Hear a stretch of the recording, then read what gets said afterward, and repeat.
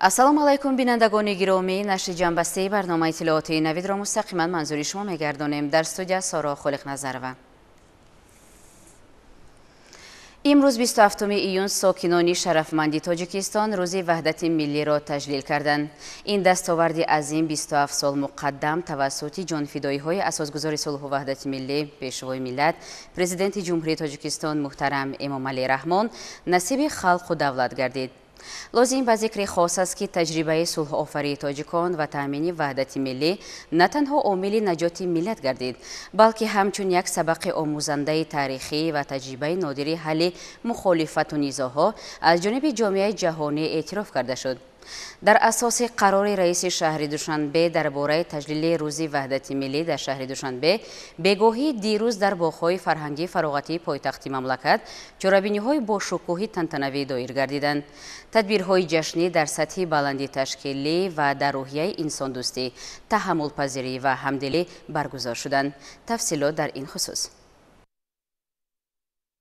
боғи фарҳангу фароғатӣ ба номи Абулқосим Фирдавсӣ имрӯз ба як макони зебову диданӣ табдил ёфта буд. зеро ин боғи фарҳангу фароғатӣ дар замони соҳиби истиқлолӣ ва ба даст омадани ваҳдати миллӣ навсозӣ гардида ба макони истироҳатии ҳамарӯзаи сокинони Душанбеи шаҳр ва меҳмонони он мубаддал гардидааст.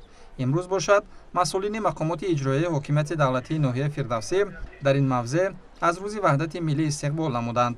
чунин рӯзи фархунда тақдири миллати тоҷикро ба роҳи неку дурахшон раҳнамун сохтааст. ваҳдати миллӣ барои халқи тоҷик дастоварди беназир ва муқаддаси замони истиқлоли давлатӣ маҳсуб ёфта, аз ҷумлаи санаи таърихӣ ва тақдирсоз ба ҳисоб меравад. дар ин чорабинии зебои доиргардида нахуст ҳайати меҳмонон аз дастоварду ҳунарҳои мардумии сокинони ноҳияи Фирдавсӣ ва дигар фаъолон боздид намуданд. намоишҳои варзишӣ низ дар гӯшаҳои боғ ба мушоҳида расид.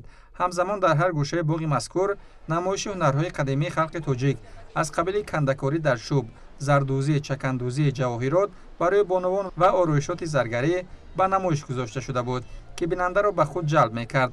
ифтихор аз он мекунанд ки навраси зодаи истиқлоламу бо имкониятҳои фароғи зиёдӣ метавонам худро дар муҳити озоду обод муаррифӣ созанд.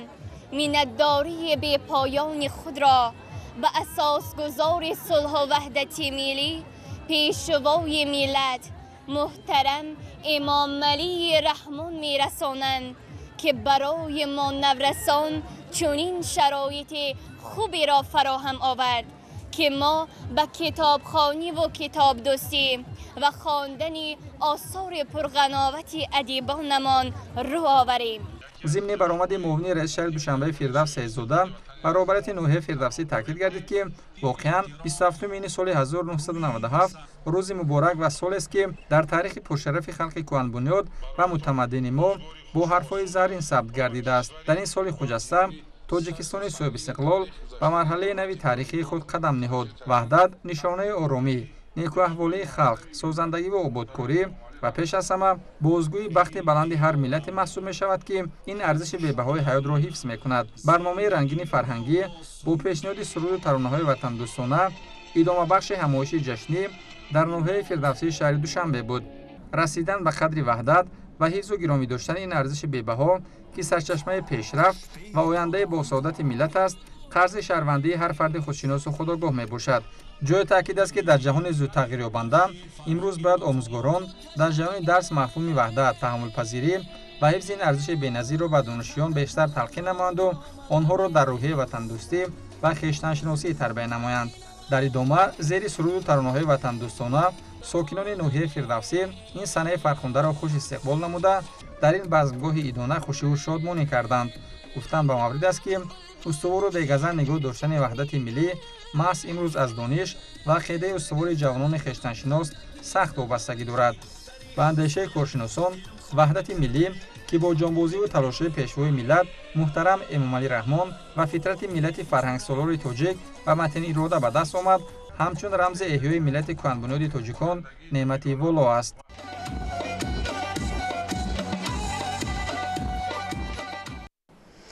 بدون وحدت ملی، امن و ثبات سیاسی و آرامش اجتماعی در جامعه امکان پذیر نخواهد بود.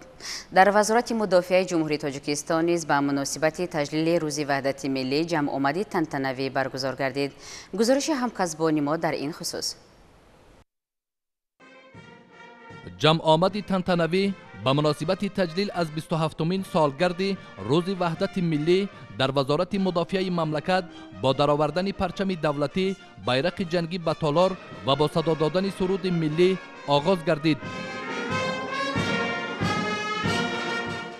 ضمن برگزاری جمع آمد، راهبریت وزارت مدافع و رئیس کمیته اجرایی حرکت وحدت ملی و احیای تاجیکستان در نزد هیئت راهبری و فرماندهی و خدمتچان حربی دستگاه مرکزی وزارت و استاد گنرالی قواهای مسلح وابسته به نقش و ماهیت سازشنامه عمومی استقرار صلح و رضایت ملی سخنرانی نموده، جنبه و عامل‌های گوناگون تحکیم وحدت ملی را مورد محاکمه قرار دادند.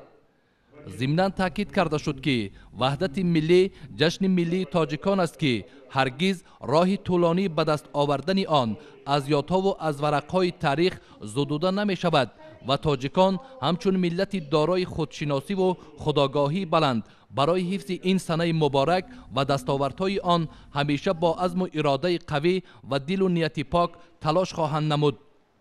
باید گفت که وحدت ملی در شرایط به دست آمد که نه همه گروه ها از تصویب آن استقبال میکردند. البته در این جاده سهم پیشوای ملت محترم امام علی رحمان بزرگ است که زینه به زینه در کشور ثبات و آرامی پایدار گردیده، روند بازسازی اقتصاد کشور، رشد دموکراتیا، گوناگون اندیشی، تشکل افکار سازنده و خودشناسی ملی، رونق و رواج تازه کسب نموده، پایه های وحدت ملی مستحکم گردید. همزمان در ادامه این جمع آمد، ارتش ملی نیز یکی از عامل‌های تحکیم بخش و پایه‌گذار وحدت ملی در کشور ارزیابی گردیده. ذکر کرده شد که در روند مخالفت‌های بین همدیگری مردم در سالهای جنگ شهروندی بهر برقرار کردن ساخت کنستیتوسیونی و فراهم آوردن فضای آرام و آسوده صدها جوانمردان باننگ وطن در سنگرها جان باخته برای ما صلح و وحدت سرتاسری را فراهم ساختند. در واقع اهمیت مهم و سرنوشت ساز این سنه تاریخی می باشد که همه ساله روز وحدت همچون جشن عمومی ملی در سراسر کشور از جمله در قواهای مسلح با شکوه و شهامت خاصه تجلیل کرده می شود. نظامیان مملکت نیز در روزهای تجلیل از این جشنواره تاریخی در پایگاه تمام قسم و واحدهای نظامی جمع آمدهای تنتنوی، کنفرانسیاهای علمی عملی، مسابقه های گوناگون ورزشی و چاره‌بینی های فرهنگی و فراغتی را با آراستن دسترخوان عیدانه دایر می نمایند. وحدت و یگانگی در جمعیت تاجیکستان همچون ارزش عالی و غایه ملی دانسته می شود. زیرا ثبات سراسری به شکوفایی وطن محبوب مساعدت کرده راه رشد کشور صاحب استقلال را باز نمود. در همه شهر و ناحیه‌های ولایت مختار کوهستانی بدخشان هم در رابطه با تجلیل سزاوار از 27 سالگی روز وحدت ملی چاره‌بینی‌ها دایر شدند. گزارش از ناحیه روشن. равшандилони рӯшон чун ҳамешагӣ бо дили пур аз меҳр ва самимияти хоса бо шукргузории том аз фазои пурнакҳати ватан ҷашни ваҳдати миллӣ истиқбол намуданд.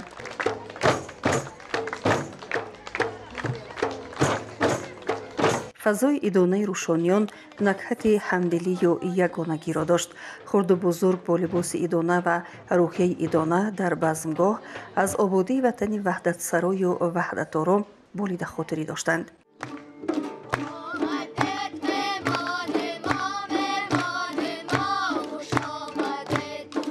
роҳбарияти ноҳия ва намояндаи ҳукумати ҷумҳурии тоҷикистон инчунин меҳмонон аз намоиши ҳунарҳои мардумӣ, дастовардҳои хоҷагии халқи ноҳия ки ба ифтихори иди бузург ташкил карда шуд дидан намуданд ва намояндагони ҳар як соҳа комёбиву музаффариятҳои хешро ки сароғози ҳамаи онҳо ваҳдати миллӣ ҳаст маърифӣ намуданд. ضمن صحبت با اهل هنر قید کرده شد که مردم وحدت سرای تاجیک خوب درک می نماید که وحدت ملی و صلح و ثبات جامعه مهمترین شرط تحکیم اقتدار دولت می باشد و این عامل سازنده از همبستگی افراد جامعه و هماهنگی اندیشه ها سرچشمه می گیرد. иброз гардид ки моро зарур аст ки ҳамарӯза баҳри баланд бардоштани сатҳи маърифату шуъури миллии сокинон тақвияти ваҳдату якдилӣ аз тамоми нерӯю имкониятҳои мавҷуда самарабахш истифода барем. бояд ватани худро самимона дӯст бидорем ва ба насли ҷавон низ дӯст доштани ватанро биомӯзем. тоҷикистони азизам, ваҳдатат поянда бод, нури хуршеди дурахшон бар сарат доимо рахшанда бод. имрӯз бо шукргузорӣ аз замони соҳиб истиқлолӣ ва ваҳдати сартосарӣ кулли мардуми рӯшонзамин ваҳдати миллиро бо як шукӯҳу шаҳомати хоса ҷашн гирифта истоданд. маҳз шарофати ваҳдат буд ки ноҳияи азизи мо, ноҳияи рӯшони мо ба як қатор пешравиҳо ноҳил гашт.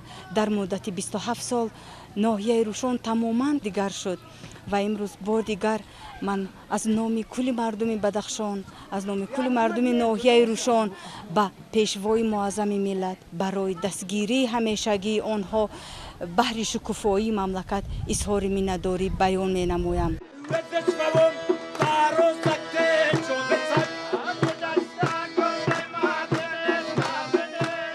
امروز مردم سربلند روشان زمین با یک محبت و اخلاص بی اندازه به اساسگذار صلح و وحدت ملی اظهار سپاس منتداری بیان می نمایند. از جانثاری های سرور دولت بودند که ما تاجیکان امروز در فضای صلح و ثبات در فضای بی‌غبار عمر به سر برده ایستاده ایم. پاس داشتن وحدت ملی از محبت به وطن آغاز می‌یابد و وحدت ملی سعادت نسل‌های امروزه و فردا میباشد. گفته شد که با تلاش‌های مرد خرد پیشوای ملت فرزند عاقل و فاضل مادر تاجیک محترم امام علی رحمان ملت کهن تاریخ ما به یگانگی و همدیگر فهمی رسید که افتخار نسل‌های امروز و فردا میباشد. همزمان در چوره‌بینی برای فعالان ناحیه افتخارنامه و سپاسنامه‌ها تقدیم گردید و همگان به زحمت صافدلانه و سرسپردگی و صداقت هدایت گردیدند. وطنم ای وطنم ای وطنم. فرجام چوره‌بینی برنامه پرمحتوای فرهنگی بود که در آن وصف تاجیکستان عزیز و آبادی آن ترنم کرده شد. در شهر و ناحیه‌های ولایت ختلان نیز به افتخار سالگرد 27 روز وحدت ملی همایش‌های تنتنوی دایر شدند. ضمن چاره‌بینی‌ها تاکید گردید که وحدت ملی تاجیکان آسان و ساده به دست نآمده. نتیجه زحمت‌های شبانه روزی و تدبیرهای دوراندیشانه فرزندان خودآگاه ملت با سروری اساسگذار صلح و وحدت ملی پیشوای ملت پرزیدنت جمهوری تاجیکستان محترم امام علی رحمان به حساب می‌رود. جزئیاتی بیشتر در گزارش‌های همکاران منطقوی ما. سپاسی به حد بروزی وحدت که ساقنامه به دولتی ماست. ҳамасола 27 июн ҳамчун рӯзи ваҳдати миллӣ дар саросари кишвар таҷлил мегардад. аҳли ҳунари раёсати фарҳанги вилояти хатлон бо пешниҳоди суруду таронаҳои ватандӯстона ва рақсҳои мавзун таъби ҳозиринро болида гардонида бо шукргузорӣ аз сулҳу субот ва оромии кишвар ҳама якҷоя мерақсиданду шодмонӣ менамуданд. маҳз сулҳу оромӣ, суботи сиёсӣ ва ваҳдату якдигарфаҳмӣ ба мардуми тоҷикистон дар натиҷаи саъю талоши шабонарӯзаи президенти ҷумҳурии тоҷикистон муҳтарам امام علی رحمان مذاکرات بسیار مشکل و طولانی و همزمان با این بر عوض جان هزاران نفر جوانمردان صادق و وطندوست میسر گردیده است. امروز ما باید صلح و ثبات و وحدت ملی را چون گوهرک چشم و ثروت به‌بها حفظ نماییم، به قدر و منزلت استقلالیت رسیم و از نعمت بزرگ وطن و وطنداری افتخار نماییم. باید شکرانه کنیم که به چنین روزگار آرام و آسوده و صلح و وحدت کامل رسیده ایم.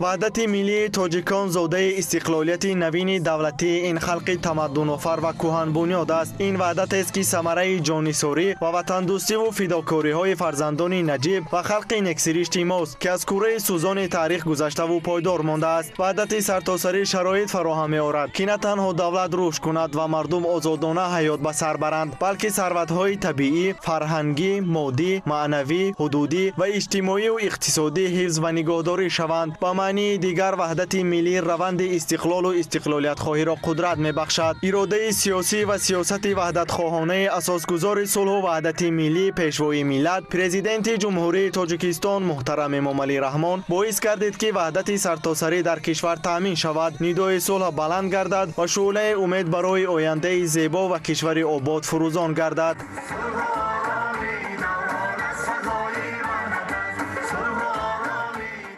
ساکنان شهر کلوب مکانی برگزاری چهاربینی جشنی بخشیده به روز وحدت ملی قصر فرهنگ شهر را انتخاب کردند. در پیشتاق این قصر محتشم نمایشگاه دستاوردهای تشکیلات و کارخانه و اهل ایجاد به معرض دید گذاشته شد که رهبریت شهر و مهمانان از آن دیدن کردند. در مجلس تنتنوی به این مناسبت معاون یکم رئیس شهر کلوب حاضران و مردم کشور را با این صنایع تقدیرساز تبریک گفت. ابراز نمود که با به دست آوردن وحدت ملی راه آینده ملت و دولت معین گردید و تاجیکستان ما در یک مدتی برای تاریخ نه آنقدر طولانی رشد یافت. دیگر برآمد کنندگان از راه طی نموده مردم تاجیک در دوران استقلالیت مشکلات سالهای اول استقلالیت به هم آوردن گروه‌های سلاح به دست و به مصالحه آوردن آنها حرف زدند. گفته شد که خدمت پیشوای ملت پرزیدنت مملکت محترم امامعلی رحمان در این جهت خیلی بزرگ است و مجهود و تلاش‌های این سیاستمدار سطح جهانی بود که نوابسته به مداخله دولت‌های ابرقدرت گروه‌های جدایی‌خواه و منفعت‌جو سال 1997 سازشنامه استقرار صلح و رضایت ملی به امضا رسید و گریزگان از دولت‌های همسایه به وطن برگردانیده شدند. اساسگذار صلح و وحدت ملی پیشوای ملت محترم امامعلی رحمان در این مورد چنین تاکید نموده است: سازشنامه صلح برای سرزمین اجدادی ما ثبات و آرامی واقعی را تامین کرد، وحدت ملی را به وجود آورد و زندگی را فراهم ساخت که آن را هر فردی پاکدل و نیکخواه مملکت در باز انتظار بود. محض به شرافت همین وحدت ملی، صلح و ثبات سرتاسری و خرد ازلی خلقمان ما مشت به سینه پرکینه دشمنان ملت تاجیک زدیم و خطر از بین رفتن وطن عزیزمان تاجیکستان تازه استقلال و پراکنده گشتن ملت کهن بنیادمان را توانستیم پیشگیری نماییم. در ادامه چهاربینی برنامه مکمل فرهنگی عبارت از سرودها در وصف وطن مادر، وحدت و یگانگی و صحنه‌های جالب پیشنهاد حاضران گردانیده شد. وحدت ملی امروز برای ملت ما نه تنها ضروریت تاریخی بلکه کفیل آینده رشد و نموی ملت و کشور ارزیابی شده برای هر یک شهروند تاجیکستان ارزش خاص دارد. ساکنان شرفمند ناحیه دنغره 27مین سالگرد روز وحدت ملی را با دستاوردهای ارزنده مهنتی و روحیه بلند ایدانه خوش و خاطرمان استقبال نمودند. جمع‌آمدی تنتنوی بخشیده به این صحنه مهم تاریخی در کوچه مرکزی با راهپیمایی کارمندان تشکیلات و مؤسسه، دانشجویان و آموزگاران دانشگاه و کالج‌ها، محصلین مؤسسه‌های تعلیمی و دیگر ساکنان آسایشته و آبادگر ناحیه صورت گرفت. این قسمت به خاطر آسودگی و امنیت در قلمرو کشور برای تجلیل این جشن فرخنده راه جانب میدان پرچم ملی گرفتند. در مکان برگزاری چهاربینی کارمندان تشکیلات و مؤسسه و ساکنان نه جماعت شهرک و دهات ناحیه هنرهای مردمی، کدبانوگی، دوزندگی و بافندگی و دیگر محصولات استحصال نموده خویش را به نمایش گذاشته بودند. مورد ذکر خاص است که در دوام صاحب استقلالی کشور با تشبث و هدایت‌های اساسگذار صلح و وحدت ملی پیشوای ملت پرزیدنت جمهوری تاجیکستان محترم امامعلی رحمان هنرهای ملی مردمی که بیشتر آنها به گوشه فراموشی رفته بود به طور عنعنوی و جدید رشد یافت که این به بهتر گردیدن سطح زندگی ساکنان مملکت از جمله مردم دهات مساعدت فعال نمود. رئیس ناحیه همه جمع آمدگان را به این صحنه تاریخی تبریک نموده ابراز داشتند که امروز تأمین روزگار نیک ساکنان کشور از فیض و برکت وحدت بوده طول این سالها در ناحیه پیشروی‌های زیادی به عمل آمدند. بعداً در وضعیت تنتنوی با سابقه‌داران و فعالان ساحه‌های گوناگون به خاطر سهم گذاشتن در پیشرفت حیات اجتماعی و اقتصادی ناحیه افتخارنامه‌ها تقدیم گردید. باید ذکر نمود که زندگی آسایشته امروزه که نصیب مردم خوش اقبال تاجیک گردیده است محض با شرافت وحدت ملی به دست آمده است و میباید هر یک شخص این گنج بی‌بها را چون گوهرک چشم حفظ و نگهدار باشد. аз ба имзо расидани созишномаи умумии истиқрори сулҳ ва ризояти миллӣ имсол аллакай 27 сол сипарӣ мешавад ва чун анъана ҳар сол ин санаи муборак 27 июн бо шукӯҳу шаҳомати махсус дар сатҳи давлатӣ таҷлил мегардад. ваҳдат муҳит ва фазои хуби ҳамзистӣ, дӯстона, ҳамкориву ҳамдигарфаҳмӣ ва созандагиву бунёдкорӣ эҷод мекунад ки барои пешрафту ободии ватани маҳбубамон таъсири мусбат дорад.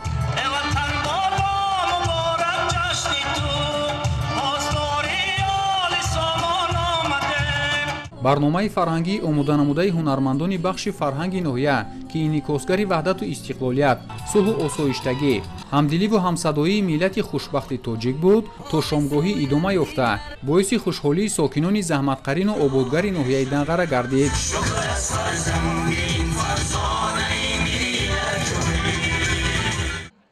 рӯзи ваҳдати миллиро сокинони ҷамъати шаҳраки ноҳияи Данғара низ бо дастовардҳои арзандаи меҳнатӣ ва рӯҳияи баланди идона хушу хотирмон истиқбол намуданд. сокинони кӯчаву маҳаллаҳои шаҳрак ва кормандони ташкилоту муассисаҳо ҳунару дастовардҳояшонро ки аз самари сулҳу ваҳдат меҳисобанд бо хушнудӣ муаррифӣ намуданд. рисолати таърихии ваҳдати миллӣ аз он иборат аст ки давлатро аз нобудшавӣ ва миллатро аз парокандашавӣ наҷот бахшид. аз ин рӯ мардуми тоҷик ҷашни бузурги рӯзи ваҳдати миллиро бо баргузории чорабиниҳои рангини фарҳангӣ бо шукӯҳу шаҳомат таҷлил мекунанд. бахусус имрӯз амалисозии барномаҳои давлатӣ аз қабили аз бумбасти коммуникатсионӣ баровардани мамлакат, таъмини истиқлолияти энергетикӣ, таъмини амнияти озуқаворӣ ва саноатикунонӣ бо суръати кишвар имкон медиҳад ки сатҳу сифати рӯзгори сокинон ба талаботи замон ҷавобгӯ гардонида шавад. ҳамчунин дар ҷашнгоҳи ҷамъати шаҳраки Данғара ки терминали мусофиркашонӣ интихоб гардида буд, намоишфурӯши маҳсулоти кишоварзӣ ва дигар маҳсулоти ниёзи мардум бо нархҳои дастрас пешниҳоди сокинон гардонида шуд. сокинони деҳоти сафобахши ноҳия ҳам бахшида ба ин санаи муҳими таърихиву тақдирсоз ваҳдати миллӣ дар боғи фарҳангӣ фароғатии Симурғ чорабинии бошукӯҳ доир намуданд. бонувони ин деҳот бо бабар намудани либосҳои миллӣ зери шиори тоҷикона мепӯшем иштироки фаъолона намуда ҳунарҳои дӯзандагиву катбоногӣ ва дигар дастовардҳояшонро пешкаши меҳмонону масъулин гардониданд. бонувони ҳунарманди деҳоти сафобахш аз нав эҳё гаштани ҳунарҳои мардумиро дар даврони истиқлоли давлатӣ дастоварди беҳтарин ҳисобиданд, зеро дар беҳтар гаштани сатҳи зиндагиашон таъсири мусбӣ расонд. имрӯз корҳои ободонӣ дар тамоми гӯшаву канори мамлакат ба хусус дар дурдасттарин деҳот низ баръало мушоҳида мегардад ки ин аз баракати сулҳу ваҳдати пойдори Тоҷикистон ва талошҳои хастанопазири пешвои маҳбуби миллат сарчашма мегирад. рӯзи ваҳдати миллӣ дар тақвими миллати мо ҳамчун рӯзи пирӯзӣ, ваҳдату ягонагӣ ва оғози марҳалаи нави таърихи тоҷикон таҷлил мегардад. зеро ваҳдати миллӣ тавонист хавфи пароканда шудани миллат ва аз байн рафтани давлати ҷавони тоҷиконро ба таври воқеӣ пешгирӣ намояд.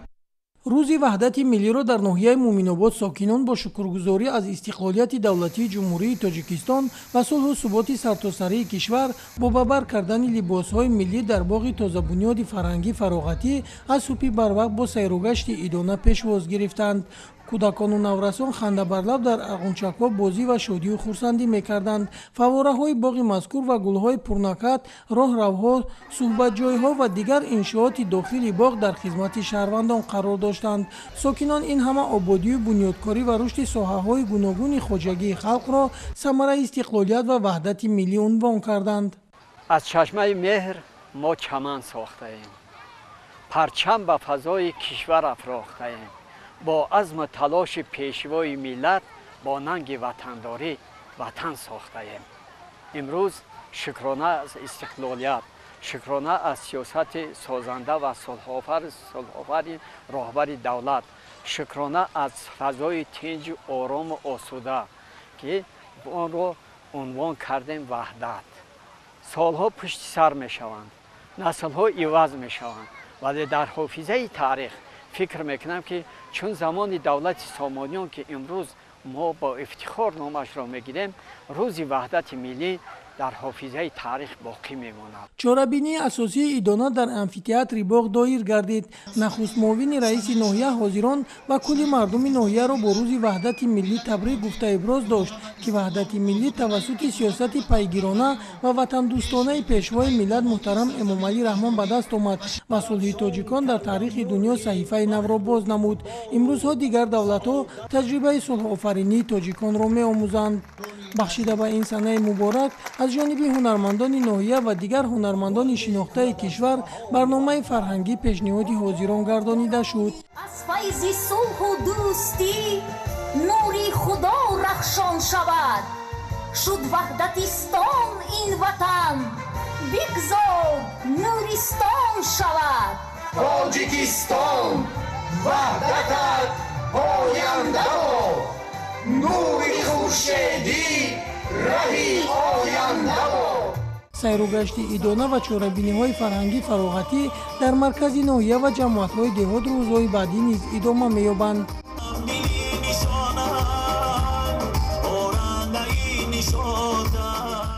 وحدت ملی شکوفایی وطن محسوب یافته در دولتی که صلح و امانی و دوستی حکم فرماست، حقوق و آزادی‌های انسان رعایت و رشد بی‌میلان آن تامین کرده می‌شود. محض با کوشش‌های پیگیرانه پیشوای معظم ملت محترم امامعلی رحمان، ملت پریشان سرجم آمد، مملکت آباد شد و امروز در چهره هر یک فرزند تاجیک نشاط و خرسندی و صلح و وحدت پایدار میباشد. مردم تاجیک امروز در اطراف سرور دوراندیشی خود اساسگذار صلح و وحدت ملی پیشوای ملت پرزیدنت جمهوری تاجیکستان محترم امامعلی رحمان متحد شده با مهنت صافدلانه و صادقانه در رشد بی‌میلان کشور سهمگذاری نموده ایستادند.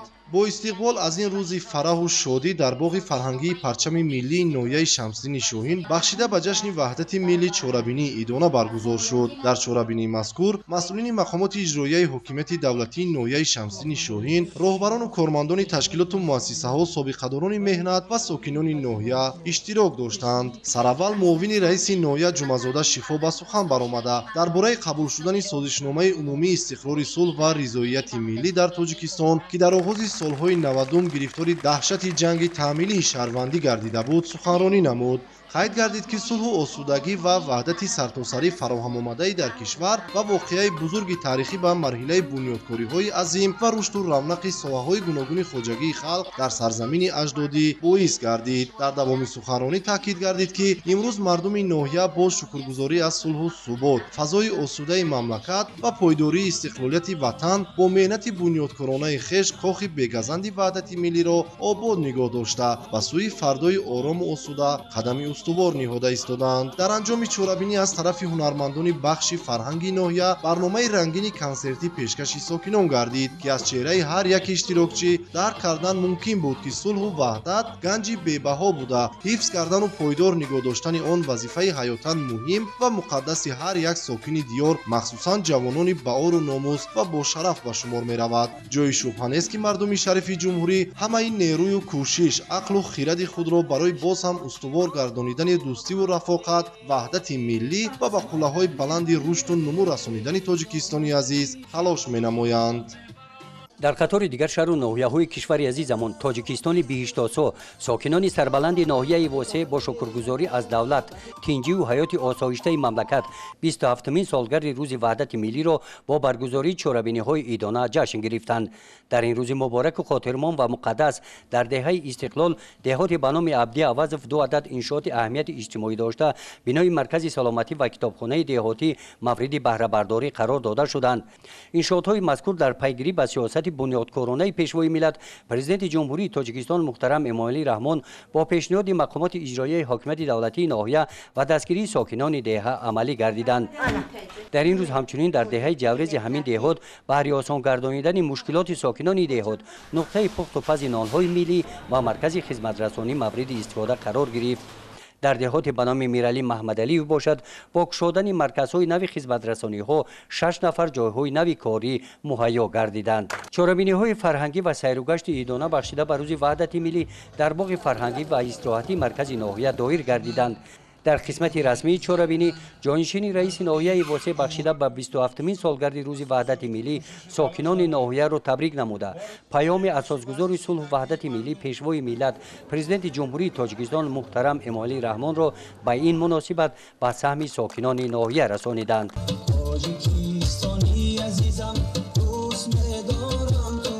در قسمت فرهنگی چورابینی کارمندان بخش فرهنگ ناحیه با برنامه ادانه کنسرتی ترنمگری وحدت و یگانگی خاطر اشتراکچیان چورابینی را شاد گردانیدند. وحدت ملی که در زمینه سازشنامه عمومی استقرار صلح و رضایت ملی به دست آمد به مردم تاجیک قوه توانا بخشیده جهت تحکیم ثبات و آسایشتگی تشکل غایه‌های انسان دوستانه و فرهنگ سیاسی و حقوقی مردم اساس گذاشت و برای رشد منظم همه ساحه‌های حیاتی کشور شرایط ضروری را فراهم آورد. در شهر و ناحیه‌های ولایت سوق نیز همایش‌های تنتنوی به مناسبت سالگرد 27 روز وحدت ملی صورت گرفتند. صبح امروز در مؤسسه دولتی قصر مدنیت ارباب با مناسبت 27مین سالگرد روز وحدت ملی تنتنه ادانه برگزار گردید. رئیس ولایت سوق رجب احمدزاده اسنای تهنیت ساکنان از ثمره وحدت ملی، تاریخ به امضا رسیدن سازشنامه استقرار صلح و رضایت ملی، خاصه پایه‌گذار آن اساسگذار صلح و وحدت ملی پیشوای ملت پرزیدنت جمهوری تاجیکستان محترم امامی رحمان و نقش پیشوای معظم ملت در تامین صلح و ثبات در کشور زندگی شایسته مردم سخن گفته افزود که وحدت ملی نعمت بزرگ و مقدس می باشد که تمام پیشرفت و کامیابی های دولت و حکومت و سعادت روزگار مردم از آن ابتدا و سرچشمه می گیرد. محض ثمره وحدت ملی و ترغیب غایه های وحدتگرایی بود که تاجیکستان در عرصه سیاست بین المللی در مدت کوتاه تاریخی به مرحله رشد استوار اقتصادی وارد شده در سمت بهداشت وضع زندگی اهالی به دستاوردهای نظررس نائل گردید. با تطبیق هرچه بیشتر غایه‌های ملی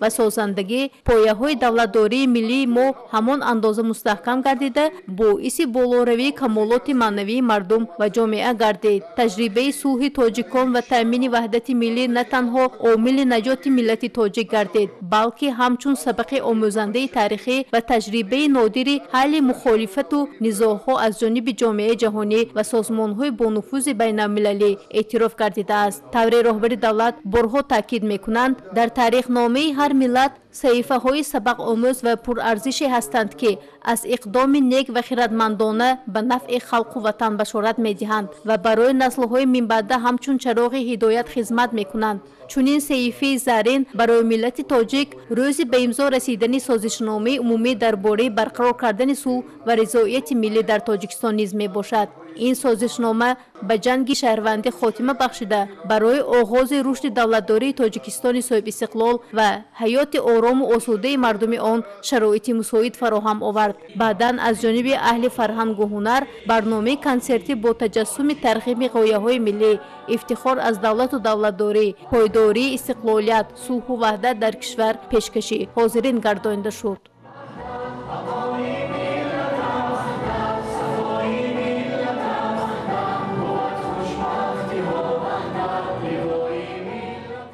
ساکنان شهر و دیهات اسفره چون دیگر مردم کشور جشن 27 سالگی روز وحدت ملی را با شکرگزاری از ثبات و آرامی و رشد و شکوفایی تاجیکستانی عزیز با شکوه و شهامت خاصه تجلیل نمودند. به این مناسبت در شهر اسفره در کاخ فرهنگ جمع آمد ادانه برگزار گردید. در جریان آن رئیس شهر اسفره و نماینده مقامات اجرایی حکومت دولتی ولایت سوق حاضرین را با این صحنه خاطرمان و تقدیرساز تبریک گفته مردم را به یکدیگر فهمی و سازندگی، اتحاد و همبستگی دعوت کردند. ضمناً تذکر داده شد که عقل و خرد ازلی مردم تاجیک و روح توانای پیشوای اصیل خلق و ملت سرمعمار صلح و وحدت پرزیدنت کشور محترم امامی رحمان بود که سازشنامه صلح سنگرها را شکست، کینه ها را دور کرد و زخم ها را شفا بخشیده مردم تاجیک را به گرد دسترخوان وحدت جمع آورد. باید تذکر نمود که این صحنه برای هر یک ما بس و عزیز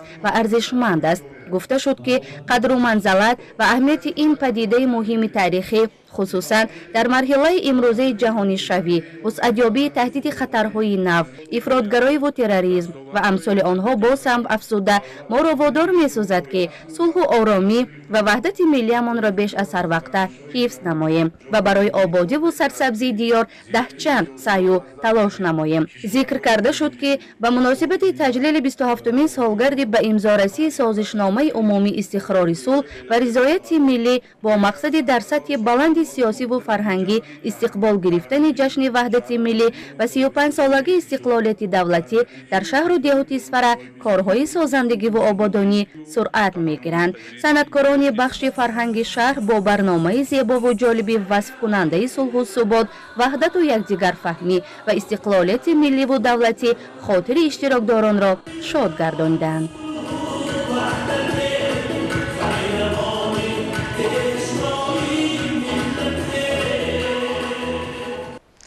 وحدت سرآغاز همه کامیابی‌ها، سازندگی و آبادکاری‌ها، ابتدای ثبات سیاسی و اجتماعی و نیکواحوالی جامعه نوین، همچنین خودآگاهی و خودشناسی بهر همه ملت صاحب معرفت ما به حساب می‌رود. بخشیده به سنه مهم تاریخی 27 سالگی روز وحدت ملی در شهر و ناحیه‌های تابع مرکز هم چاره‌بینی‌های ادانه دایر شدند.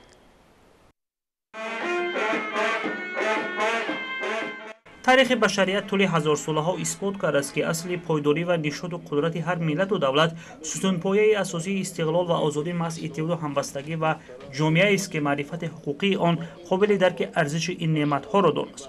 با این معنی در شهر حصار تجلیل از روز وحدت با شهامت خاصه برگزار گردید. رهبریت شهر ابراز نمود که با شرافت صلح و آرامش و امنیت و ثبات سرتاسری در تاجیکستان صاحب استقلال ریشه‌های دولتداری ملی شکل پذیرفته در این زمینه پایه‌های یک دولت حقوق بنیاد مستحکم گردیده است.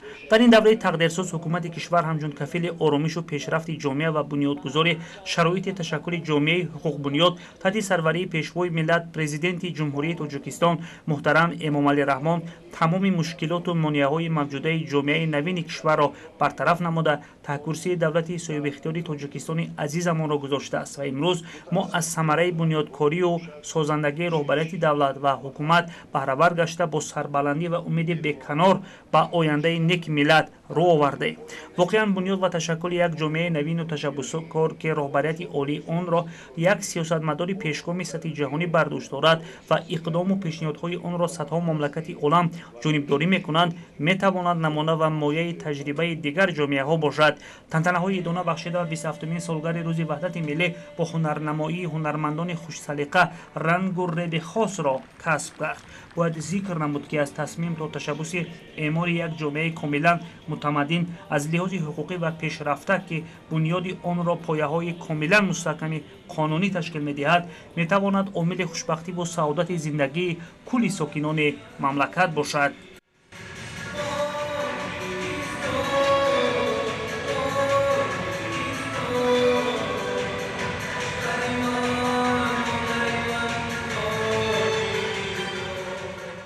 در قطار دیگر شهر و ناحیه کشور عزیزمون ساکنان ناحیه‌اش با شکرگزاری از صلح و وحدت سرتاسری مملکت 27مین سالگرد روز وحدت ملی را با برگزاری چاره‌بینی‌های ادانه جشن گرفتند. در این روز در مرکز ناحیه از طرف صاحبکار محلی بینای مرکزی سودای وحدت مورد استفاده قرار گرفت. بینای مذکور در دوره جشن 35 سالگی استقلال دولتی بنیاد گردیده است. در مرکز سودای وحدت محصولات گوناگون روزگار با فروش گذاشته شده است. چاره‌بینی‌های فرهنگی و سیر و گشت ادانه بخشیده به روز وحدت ملی در باغ فرهنگی و فراغتی ناحیه دایر گردیدند. در این روز دستاوردهای ساکنان جمعیت‌های ناحیه به نمایش گذاشته شدند که مهمانان از آن دیدن نمودند. ساکنان این همه آبادی و بنیادکاری و رشد سایر گوناگون خواجگی خلق را ثمره استقلالیت و وحدت ملی عنوان کردند. در قسمت رسمی چاره‌بینی رهبریت ناحیه بخشیده به 27مین سالگرد روز وحدت ملی ساکنان ناحیه را شادباش نموده قید نمودند که نقش پیشوای محبوب ملت محترم امامعلی رحمان در سرجمی ملت و پایداری صلح و ثبات در تاجیکستان صاحب استقلال ارزشمندترین و بی‌نظیرترین تحفه تاریخ بوده در اعمار دولتداری ملی زمینه واقعی گذاشت. قید گردید که واقعا استقلالیت دولتی وحدت ملی برای هر یک خلق و ملت ارزنده ترین نعمت و بزرگترین سرمایه به حساب می رود. این پدیده پسندیده تنها به خلق و ملت سزاوار می شود که درک دارای هویت بلند ملی خودشناسی و خودآگاهی و خویشتن دوستی بوده یک دل و یگانگی و سرجمی را در ضمیر خود میپرورد. در این روز تابع‌قدران مهنت از طرف مقامات اجرایی با تحفه‌ها سرفراز گردانیده شدند. در قسمت فرهنگی چورابینی کارمندان بخش فرهنگی ناحیه و هنرمندان جمهوری با برنامه ادانه کنسرتی ترانه‌گری وحدت و یگانگی خاطر اشتراکیان چورابینی را شاد گردانیدند. بخشیده به 27مین سالگرد وحدت ملی در قسم نظامی 92 وزارت مدافع جمهوری تاجیکستان در ناحیه‌اش چورابین ادانه برگزار گردید. در چورابین رهبرت ناحیه افسران و سربازان قسم نظامی را بخشیده به روز وحدت ملی شادباش گفته قید نمودند که یکی از دستاوردهای بی‌نظیر سالهای صاحب استقلالی مملکت این تأسیس قوه‌های مسلح جمهوری تاجیکستان میباشد. قوه‌های مسلح جمهوری تاجیکستان تکیهگاه و سپری با اعتماد دولت به حساب رفته برای سربازان و افسران شرایط ارزنده مهیا کرده شده است. در آخر چورابینی برنامه فرهنگی پیشکش حاضرین گردانیده شد. بخشیده به روز وحدت ملی در باغ فرهنگی و فراغتی ناحیه چورابینی فرهنگی برگزار گردید. در این روز از جانب جمعیت‌های ناحیه نمایش هنرهای مردمی برگزار گردید که ساکنان جمعیت‌های ناحیه دستاوردهای خود را به نمایش گذاشتند. در این روز از طرف مؤسسه دولتی مرکز رشد چاره‌داری و چراگاه‌ها به کشاورزان ناحیه 4 عدد تراکتور دسترس گردید که برای کشت بین قطاره‌های باغ مساعد میباشد. بخشیده به جشن وحدت ملی رهبرت ناحیه ساکنان ناحیه را شادباش نموده قید نمودند که محض وحدت ملی به خلق تاجیک و تاجیکستانی فیض و برکت و صلح و ثبات را فراهم آورد. فرهنگ صلح تاجیکان و صلح و ثبات امروزه تاجیکستان افاده‌گری آرزو و آرمان و نیت و مقصدهای نجیب مردم شریف کشورمان بوده آنچون دستاورد استقلالیتمان در عرصه جهانی شهرت یافته است. مردم ناحیه از ثبات آرامی امروزه شکرگزاری می‌نمایند. وظیفه مسئولین ساختارهای دولتی و اهل جماعتچگی از آن عبارت است که به جوانان ماهیت این رویداد تاریخی را فهمانند تا به قدر آسایشتگی امروزه رسیده باشند. وظیفه از همه مهمترین ما این تحکیم بخشیدن و وحدت و دستاوردهای استقلالیت و سیاست خردمندانه جناب عالی میباشد. باید هر یک شهروند همه این را قدر کند، ارز گذارد و برای پیشرفت گلگشایی کشور عزیزمون تمام سعی و کوشش خود را روانه کند. در چورابین قید گردید که ناحیه توجیک‌آباد در این دوام چون دیگر شهر ناحیه مملکت سیمای خود را کلاً دیگر کرده آباد و زیبا گردیده است. ساکنان زحمت‌قرین ناحیه توجیک‌آباد همه این دستاوردها را نتیجه زحمت‌های پیگیرانه اساسگذار صلح و وحدت ملی پیشروی ملت پرزیدنت جمهوری تاجیکستان محترم امامعلی رحمان ارزیابی نمودند. در چورابین هنرمندان جمهوری و بخش فرهنگی ناحیه با شعر و ترانه، رقص‌های جالب و سرود و موسیقی دلنواز و صحنه‌های تماشاباب خاطر حاضرین را شاد نمودند. ҳамин пули мошингузар ҳамагӣ 36 метр дарозӣ ва 3.5 метр паҳноӣ дорад. агарчи ба назар хурд менамояд, аммо хеле муҳиму зарурист, зеро минтақаҳои алоҳидаи ноҳияи рӯдакиро бо ҳам мепайвандад. солҳои қаблӣ барои бошандагони деҳаи ҷӯйбодон ва меҳрободи ноҳияи рӯдакӣ рафтуҳо хеле душвор буд, аммо баъди як тасмими аҳолӣ ва шахсони саховатпеша пули мазкур бо назардошти борбардории беш аз 50 тонна навсозӣ гардид ва дар арафаи рӯзи ваҳдати миллӣ мавриди баҳрабардорӣ қарор гирифт. роҳбарияти ноҳияи рӯдакӣ иқдоми мазкурро намунаи ибрат хонда ба дастандаркорон барои иҷрои як амали хайр изҳори миннатдорӣ намуданд. гуфта шуд ки тадбири мазкур дар доираи сиёсати созандаи роҳбарияти олии сиёсии кишвар рӯйдаст гирифта шуда, нишона аз ҷонибдории сокинон ва ҳамраҳии онҳо нисбат ба ҳадафҳои ҳукумати мамлакат мебошад. дар ҳамин рӯз ҳамчунин дар ҷамоати деҳоти чортепа беш аз 3 километр роҳи байни маҳаллаҳои деҳоти мазкур баъди аз навсозӣ ва бетонпӯш шудан мавриди истифода қарор гирифт. тадбири ободонӣ бо ҷалби сокинони маҳал пиёда гардида, ҳамчун нишонаи дастгирӣ аз иқдомҳои созандаи пешвои миллат муҳтарам эмомалӣ раҳмон амалӣ шудааст. ба иттилои масъулин роҳи мазкур дар маҳаллаи нав солҳо рӯи таъмирро надида буд ва бо таъризии як иқдоми созанда сокинони деҳот тасмим гирифтанд ин амали инсондӯстонаро анҷом диҳанд. ҳамчунин барои бо оби тозаю ошомиданӣ таъмин намудани бошандагони деҳаи ҷӯйбодоми ҷамоати деҳоти чортепа 2 нуқтаи захираи об ва тақсимоти он дар ин минтақа бунёд гардидааст ки ба мушкилот дар ин самт нуқта гузошта шуд. роҳбарияти ноҳия анҷоми чунин корҳои хайрхоҳонаро ҳамчун амали беҳтарини инсонгароӣ арзёбӣ карда ба саҳмдорон ва ташаббускорон изҳори миннатдорӣ намуданд. як гурӯҳи истиқоматкунандагони ҷамоати деҳоти чортепа ноҳияи рӯдакӣ деҳаи ҷӯйбодон саҳм гирифтанд барои пешрафти ноҳия, барои пешрафти ҷамоат як минтақаи ҷамоатро бетонпӯш кунанд.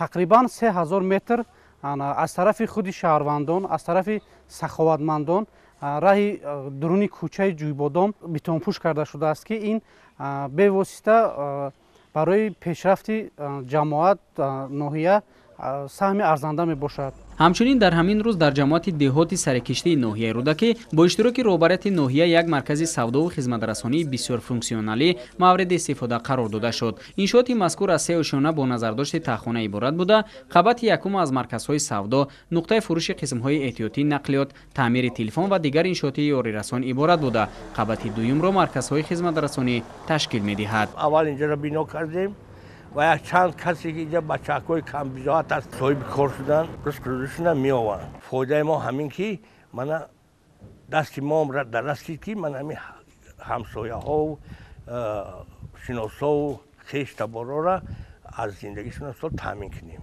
як ҳиссамона гузоштем. ҳар як кас ки шароит дорад ҳамин як ҳиссагузорӣ кунад агар хеле бо одамо соҳиби кор мешаванд. мувофиқи нақшаи чорабинои 35 солагии истиқлолияти давлати ҷумҳурии тоҷикистон дар ҷамоати деҳоти саркиштӣ 16 банд нақша чорабинӣ карда 16 иншоот бояд ба истифода супорида шавад. то имрӯз мо зиёда аз 10 таи онро ба истифода супордем. ба пуррагӣ агар ҳамаи моя ба истифода зиёда аз 150 нафар соҳиби кори доимӣ мегарданд. иншоотое ки мо ба нақша гирифтем ба соҳаи тандурустӣ, маориф ва иқтисод ба нақша гирифта шудааст. маркази савдо ва хизматрасонӣ дар заминаи нақшаи чорабиниҳо бахшида ба 35-солагии истиқлоли давлатии ҷумҳурии тоҷикистон бунёд гардида, бо ба истифода қарор додани он 12 нафар бо кор ва маоши хуб таъмин гардиданд. қобил ва зикр аст ки дар ноҳияи рӯдакӣ рӯзи ваҳдати миллиро бо ифтитоҳи якчанд иншоотҳои таъиноташон гуногун истиқбол намуда, дар ҳудуди ҷамоату деҳот ва шаҳраки ноҳия 14 иншоот дар ҳошияи ин ҷашн мавриди истифода қарор дода шуд. иншооти бунёдгардида марказҳои савдову хизматрасонӣ, роҳу коммуникатсия, коргоҳу корхонаҳои истеҳсолиро дар бар гирифта мавриди баҳрабардорӣ қарор гирифтанд. бояд гуфт ки дар ноҳияи рӯдакӣ барои сазовор истиқбол намудани ҷашни 35-солагии истиқлоли давлатии кишвар 369 банд ба нақша гирифта шуда, бо инобати пурра амалӣ гардидани онҳо садҳо нафар бо ҷои кор таъмин хоҳанд шуд.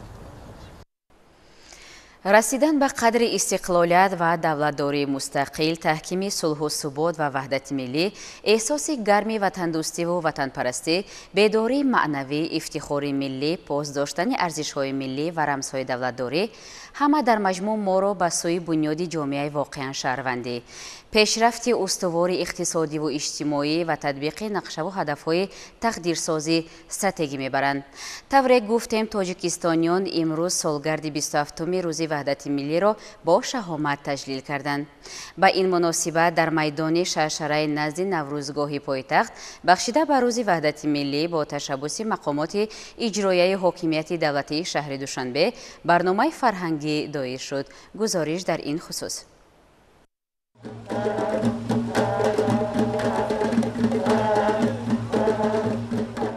ваҳдат заминаи муҳими ҳамбастагӣ, дӯстию рафоқат ва эҳтироми тарафайн байни минтақаҳои Тоҷикистон ягонаро фароҳам овард. танҳо бо шарофати ваҳдати миллӣ, миллати тоҷик ва Тоҷикистонро ҳамчун давлати соҳиби истиқлол, соҳиби тамаддун ва дорои фарҳанги бою ғанӣ дар арсаи ҷаҳонӣ шинохтанд ва эҳтиром карданд.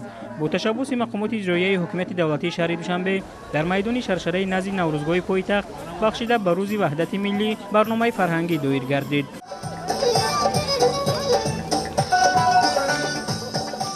дар чорабини муовини раиси шаҳри Душанбе Дилбар Одилзода иштирок ва суханронӣ намуда аз номи раиси шаҳри Душанбе муҳтарам Рустами Эмомалӣ ҳозирин ва дар симои онҳо сокинону меҳмонони пойтахтро бо ин ҷашни муқаддас табрику таҳният гуфт.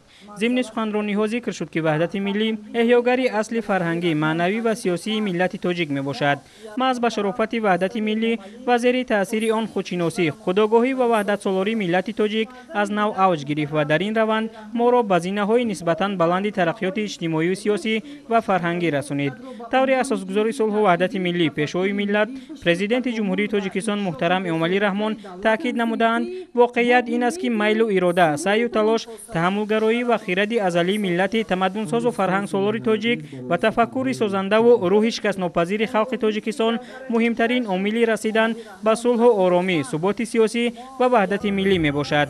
воқеан муттаҳид шудан атрофи сиёсати созандаyu ободкоронаи пешвои миллат بهر آبادی و گلگوشکوفایی وطن عزیزمان تاجیکستان وحدت واقعی ملت میباشد. مردم صلح‌پرور و عدالت‌خواه جمهوری خدمت‌های بزرگ و شایسته پرزیدنت جمهوری محترم امامعلی رحمان را همه روز و همه ساعت می‌بینند، مشاهده می‌کنند و به نام شریف و عمل‌های ماندگارشان ارج می‌گذارند. می‌سازد که هر یک شهروند خودآگاه ملت خدمت‌های پرزیدنت مملکت محترم امامعلی رحمان را قدر کرده اطراف سیاست سازنده و انسان محور پیشوای ملت متحد گردد و بهر آبادی و گلگوشکوفایی وطن عزیزمان تاجیکستان خدمت خود را دریغ ندارد.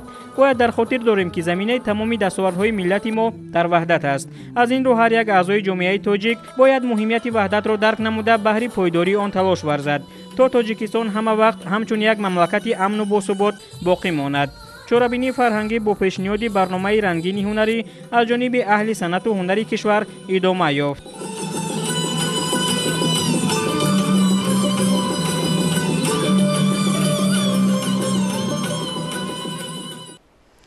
محض وحدت ملی زمینه فراهم آورد که ما تاجیکان متحد شویم، وطنمان را آباد نموده رشد با مرامی تاجیکستانی عزیزمان را تأمین نماییم. بخشیده به روز وحدت ملی در تشکیلات شهر و ناحیه ها نیز چاره‌بینی‌های گوناگون دایر شدند. ҳамасола тамоми мардуми сарзаминамон 27 июнро ҳамчун рӯзи ба имзорасии созишномаи истиқрори сулҳ ва ризояти миллӣ иди сулҳу салоҳ ва ҳамдилии халқ бо тантана таҷлил менамоянд.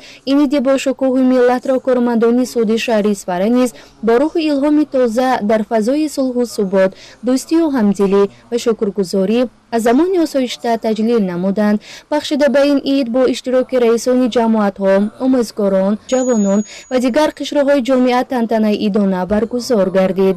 раиси суди шаҳри Исфара ҳозиринро ба ифтихори рӯзи ваҳдати миллӣ табрику муборакбод намуда аз ҷумла қайд кард ки ин рӯйдоди нодири таърихӣ ҳамчун рамзи пирӯзиву хушбахтӣ ба халқамон нерӯи тоза бахшида, ҳамзамон таҳкурсӣ бо эътимоди бунёдкориву созандагӣ дар ватани маҳбубамон маҳсуб меёбад. ваҳдати миллӣ ки ҳамчун яке аз падидаҳои сиёсати навини Тоҷикистони соҳибистиқлол ва маҳсули беназири давлатдории миллии мо эътироф гардидааст, муҳимтарин дастоварди халқи тоҷик дар оғози ҳазорсолаи нав ба ҳисоб меравад. ин сана барои ҳар яки мо басо азиз ва арзишманд аст. гуфта шуд ки қадру манзалат ва аҳамияти ин падидаи муҳими таърихӣ хусусан дар марҳилаи имрӯзии ҷаҳонишавӣ, вусъатёбии таҳдиди хатарҳои нав, ифротгароиву терроризм ва амсоли онҳо боз самафзуда моро водор месозад ки сулҳу оромӣ ва ваҳдати миллиамонро беш аз ҳар вақта ҳифз намоем ва барои ободиву сарсабзии диёр даҳчанд саъю талош намоем. инчунин баромадкунандагон оид ба қонунҳое ки аз тарафи асосгузори сулҳу ваҳдати миллӣ пешвои миллат президенти ҷумҳурии Тоҷикистон муҳтарам Эмомалӣ Раҳмон нав ба имзо расиданд ва ҳозирин фаҳмонида доданд. бо ташаббуси кумитаи иҷроияи ҳизби халқи демократии Тоҷикистон дар шаҳри Ҳисор бахшида ба рӯзи ваҳдати миллӣ таҳти унвони Эмомалӣ Раҳмон истиқрори сулҳ, ризояти миллӣ, таҳкими ваҳдат ва рушди давлатдорӣ дар ҷумҳурии Тоҷикистон ҳамоиш баргузор шуд. дар ҳамоиш иштирокдорон атрофи мафҳум ва моҳияти ваҳдати миллӣ ибрози андеша намуда аҳамияти онро барои имрӯзу фардои мамлакат шарҳ доданд.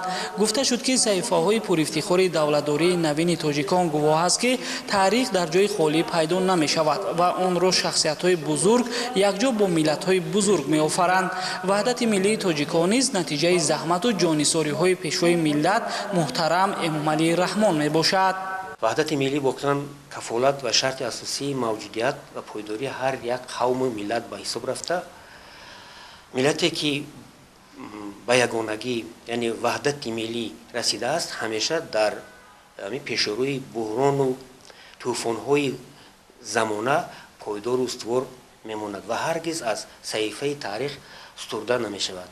таъкид гардид ки роҳи пурифтихоре ки Тоҷикистони соҳибистиқлол таҳти роҳбарии собитқадамонаи президенти мамлакат муҳтарам Эмомалӣ Раҳмон пай намудааст ба садсолаҳо баробар буда, моҳияти ин сабақи таърихӣ бояд ба наслҳои имрӯзаву оянда ҳамчун раҳнамои зиндагӣ омӯзонида шавад. тамоми дастовардҳое ки то имрӯз давлат ва мардуми тоҷик ба онҳо муяссар гардиданд самараи сулҳу оромӣ ва ваҳдати миллӣ мебошад. расидан ба чунин рӯзҳои орому осуда натиҷаи аз азму талошҳои содиқонаи мардуми тоҷик ва пуштибонии онҳо аз сиёсати пешгирифтаи давлату ҳукумат маҳсуб мешавад, гуфта шуд дар ҳамоиш.